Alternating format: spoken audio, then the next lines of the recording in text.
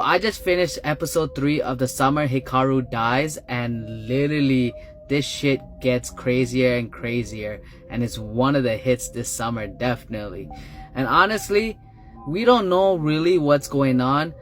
You know, the distortion or whatever this thing is that took over Hikaru's body, we don't really know anything about it yet.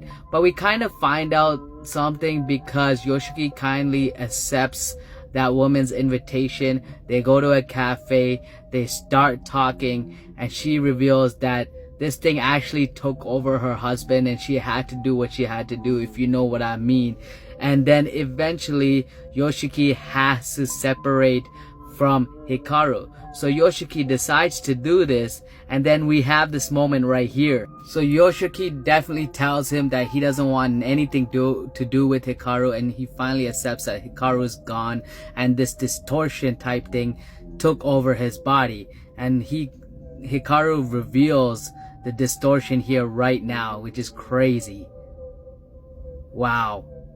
But something weird happens. During the time this distortion comes over Yoshiki, he sees like a woman and child in the mountains.